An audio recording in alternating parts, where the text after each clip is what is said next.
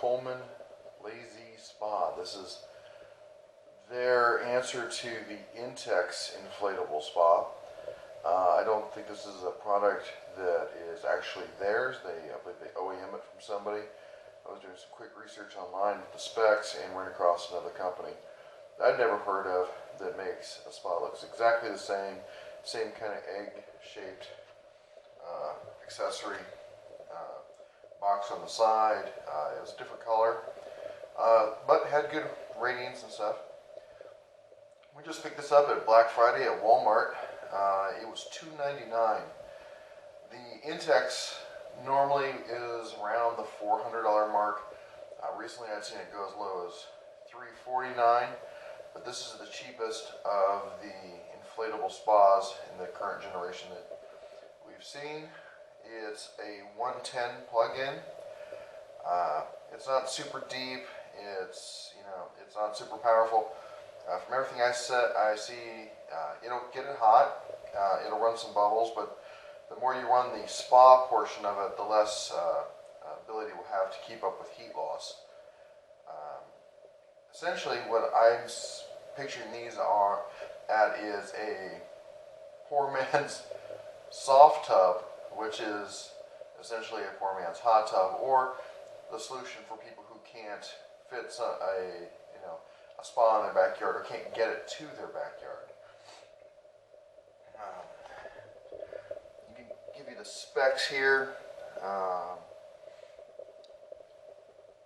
The 4 to 6 adults, I'm guessing they're pretty cozy. 254 gallons, 77-inch diameter, 28 inches high, which I believe is a smidge bigger than the Intex. As I said, it runs off of 110, 120. Max heat is 104, which is right at the very level of where you'd want your hot tub to be. Proper level height. There you can see what the display is going to look like. Team Lift Lazy Spa. It's a pretty big box. As I said, we got it at Walmart. It's too big to fit in the cart. We actually asked them for one of their flat carts. They looked at me like, "You mean an L cart?" And I said, I don't have a clue what you call them, but whatever cart you have that's flat. I love it when people who work at stores like that use their in-house terminology and expect all the shoppers to know exactly what they're talking about. There's the picture at the front. As you can see, we have 4 people having lots of fun. I'll let you make your own interpretations of what's going on in the tub. Tritech 3-layer material, indoor-outdoor use. Rapid heating system. I'll believe that when I see it. No tools required. So I read water filter system setup. 1-year warranty. Contents are 1 spa, 1 pump, 1 chemical floater, 1 set of tethered Leatheroid cover. I'm guessing that's the 2014 version of Naugahyde. I don't know. 1 DVD, 1 filter cartridge, 1 manometer, and 1 ground mat. I'm afraid to figure out what the manometer was. We got it tonight on Black Friday. It was on sale yesterday. I was surprised to see that they had 3 of them still in stock. I don't think a lot of people actually knew what these things were. They were next to the trampolines in the store right at the front, and they sold 1 while we were there, and we picked up this one on the way out. It was the one we wanted anyway, because it was the only one that didn't look like it had been opened. So I already peeled the plastic and slit the top here, because I didn't want to do that while I'm holding the camera. I'm using my little cheapy flashlight here because it gives good even coverage for lighting. And when you open the box, this is what we get.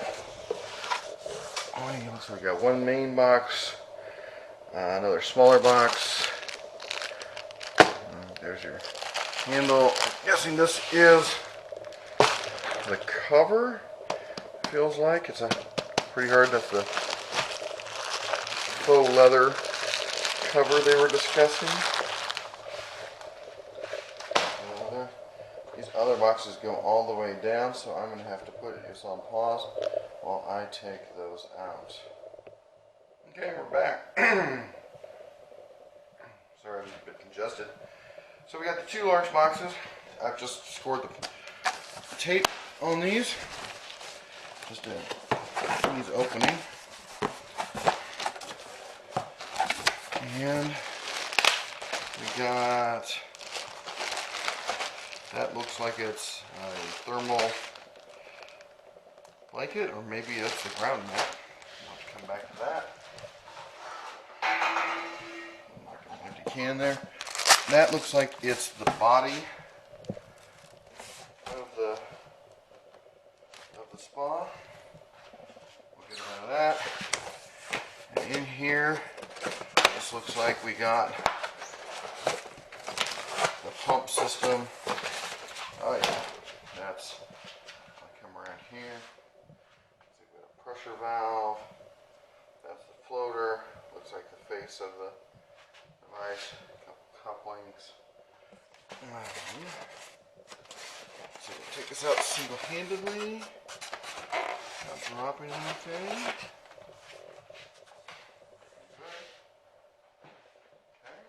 And there you can see the device itself. Let's see here. I got anything that is a standard size sort of thing around here. Oh, just to give you a comparison, I'm 6'2", so I got pretty big hands. There's my hand, about the size of that. We got 4 to 5 inches diameter. I will say this, the one thing I really liked about the Intex one is it's got a neck that comes up to about this height that has the controls on this. So you don't have that kind of ease of ability to just reach over and press it. Although, from what I've seen, everyone says the thing works fine. It's not that deep a tub, so it's not like you're going to be reaching way down to get it. And it is one less, easy to break apart without that long gooseneck coming up. So anyway, this is just first thoughts unboxing. We'll get it worked on getting it pumped up and set up and show you what we think of it.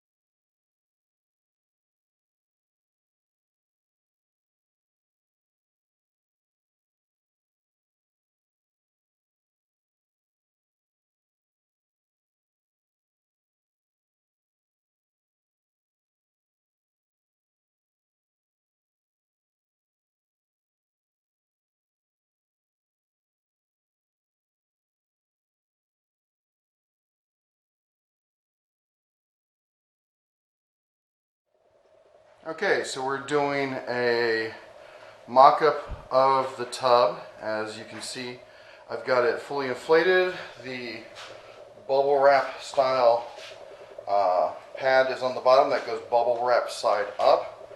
We've got this inflated. This is the lid. I've never seen in any of the videos or things on TV that really explains how the top works. So in essence, it's an inflatable insert that goes inside a sleeve in the lid material. This. See if I can get a picture of this here. This is the top itself, and it's got this skirt kind of liner kind of thing that is going to pop into, and that's going to give its rigidity. And I haven't even gone through the instructions. Maybe I missed that part. I probably did. It doesn't really talk about how to inflate it. You just, there's a little adapter on the end of the hose. Let's see if I can show you here. So this is uses a bayonet style attachment. It's not screwing. So when you're putting it into the tub itself, use it with just that setup. I don't know why my focus is so bad on this. Use that setup. And then when you're going to inflate the lid, it has a reducer here, a reducing coupling that goes on there through its bayonet mount to allow you to attach it and inflate this piece. As you see, its thickness is about 4 inches. It's baffled to add rigidity to it. And you can see the depth of all this. Hey Elle, will you come stand next to it? Hey.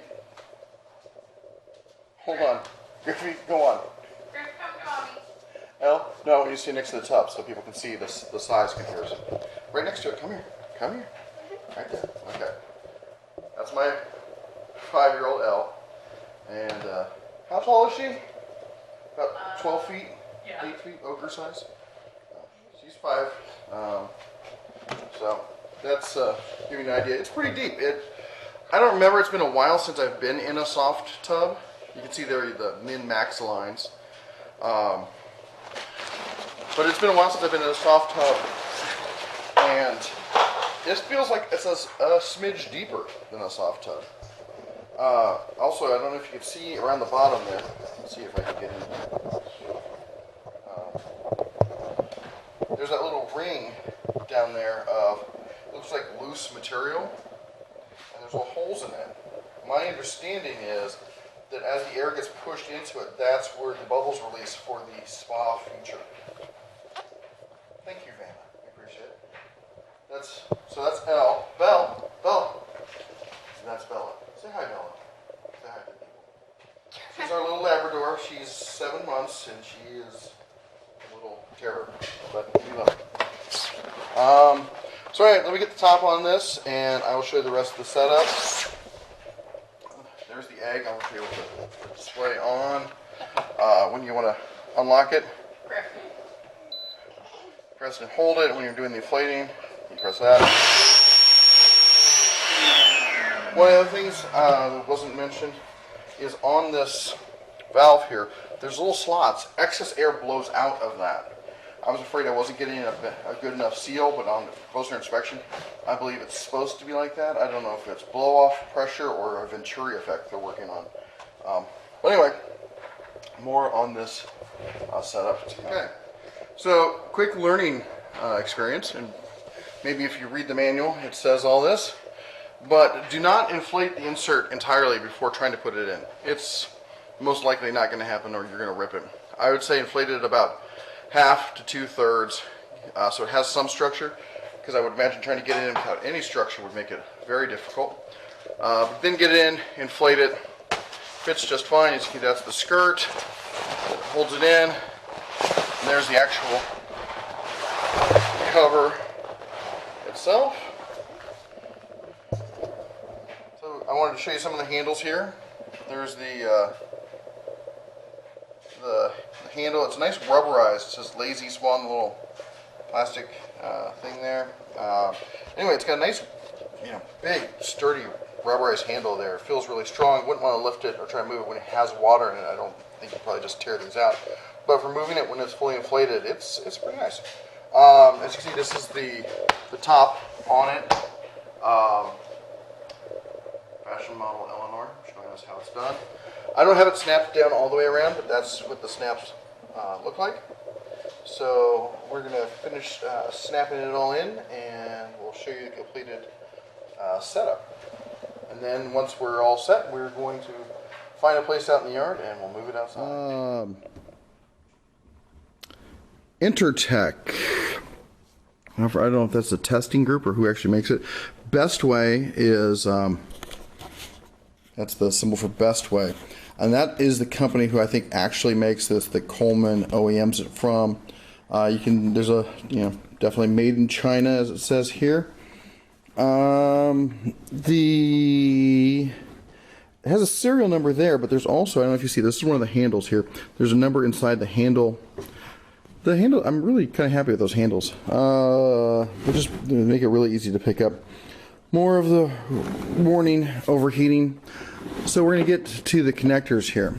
The one thing I don't like is that the power is on the same side as the connecting to the spa, and I think that's kind of silly. They should have routed that to the back side of this thing, or to the side. Because the way this connects is, I know there's a hose on this. This is the inflation hose, and this is a collar, and I'll show you while I do this. So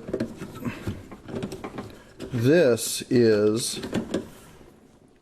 not used when connected. You see we got a rubber grommet. This is the air. A is the air. B is, I believe, water out going into the spa. C is water into the pump, if I'm not mistaken, but it could be. Either way, 6 and 1/2 dozen the other, essentially. We got some, looks like air intake. Again, I think that's a really odd place to be putting this, because if there is going to be splashing that's going to occur, it's going to occur, of course, right next to the spa. And the way these are connected is this connects directly to those connectors down there. That's it. I mean, it has to sit that close. There's no 2 or 3 foot of hose in between. I guess if you wanted to get crafty, you could probably find some third party or make up your own little solution. I don't know why you'd want to. Maybe there's, as I have it set up here, I have it sitting on top of course, my Coleman cooler, but this is just really for ease of setup and filming in here. It will not be how it's set up outside. Although the idea of setting it up slightly raised to get it off the ground is not a bad idea. We don't have a deck set up yet. We moved into this house, and as nice as the house is, the backyard was not in any way finished. It was complete. The developer never finished the backyard. The people who lived in the house, there was only one family that owned the house before us, and they never did anything with the backyard. So we're trying to slowly turn it into something. I'm not a big fan of, all grass, sculpted, manicured kind of lawns. Having grown up in places out in the Midwest and such, I like the kind of free roaming aspect. So I'm trying to make my backyard seem more wilderness than lawn. And I think the kids like it too. We have some grass, don't worry. But anyway, that's kind of a tangent. Sorry about that. Let's get back to this. So we have the air. You got a rubber grommet on this side. It's hard plastic on the male side. So that just butts directly against that. And then you have the collar comes out and screws down to tighten. On this, you have essentially the same thing. You don't have as much travel with that, but inside, I don't know if you can see, there's another rubber gasket in there. And again, it's male on this side. Essentially screws in. The male side over on here does not rotate, so you have to use those grommets to tighten it down. That is the entirety of the device. There's nothing else exceptional about it. Bottom, there's nothing to it. That's it. It's a, do not service, do not play with kind of setup. Just, simple, toaster kind of style, easy to use. That's always like to use that metaphor that for an appliance that's easy to use, it's the simple press it down, toast comes out. And as a do-it-yourselfer type, I am honestly intrigued by these easy to access screws. But it does come with a 1-year warranty, so I doubt I will be playing with that. But after the year is up, I may do that. One of the other things that I'm considering is adding in a T-joint into each, not even in each, yeah, into each one of these. I would need a T-joint. I'll have to figure out how that's going to work. But in essence, I've got an outdoor fireplace, one they use in the Southwest and Latin America called, I know I'm going to mangle the pronunciation, a chimenea. It's basically a little outdoor fat-bellied fireplace with a small chimney on top. The one I have is your basic pottery fired clay kind of style. And I was thinking about putting a copper coil in the chimney part. If you're familiar with rocket stoves, I was setting it up in that sort of form factor to use it for heating something, and I had thought about building my own hot tub, but the wife got me this for Christmas because she loves me. And the thought was, if I could then plumb the water into the copper coil going through the chimenea, that I could use that as a heat source to aid in heating up. Apparently this thing will heat up at about 2 degrees per hour. So they say set it up one day, fill it up, turn it on to heat, leave the top on, and come back the next day to use it, because you're not going to get to use it that day. Some of the other things they say is don't use it in or set it up in 40 degree or below weather. That's 40 degrees Fahrenheit. It's kind of confusing because you hear them talking about 40 degrees Celsius a lot. And there was a bunch of people talking and complaining that this is not an all-weather hot tub. And one of the things about hot tubs that people like is that you want to be able to use it in the winter. There's nothing like sitting out in the cold when it's snowing and having a nice hot tub. Well, this is not the proper solution for that. I live in northern central California. We do get some days below 40. We'll get a couple weeks or so, January and February. Mainly mid to late January and early February, you'll see a lot of temperatures below 40, but not usually below 30. And from what little research I've done on it, in essence, what I believe they're saying is that this rubber, that it will get cold and brittle is, I think, the main problem. I don't think it has anything to do with the heater, other than the fact that I don't think the heater is robust enough to keep the hot tub cool or heated, during those temperatures. So we'll find out this winter, because I have no intention of draining it and bringing it back in.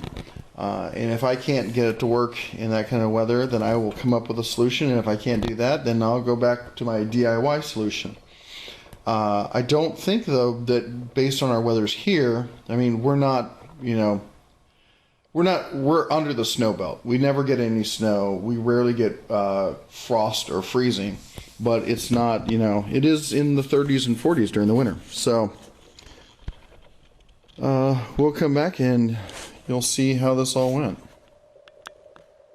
Now this creature is Bella Mallard's Bane King, or as we call her, the Bella Hound. Hi, Bella Hound. Bella. No. You muddy thing. Get out there. Come on, back. Sit. Who's a good hound? The reason she looks so wet is not just because, no, you sit down. It's not just because it is wet and muddy outside. It's because somebody who's a Labrador, decided that she was going to join somebody in a hot tub. Hey, Bella, no, back up, back. somebody who's a Labrador, don't lick the camera, who's a bad Labrador, who decided to hop in the hot tub twice and dogified it. Yes, you did. You dogified my hot tub. So you're going to go in your crate, muddy thing that you are. Anyway, we just wanted to introduce the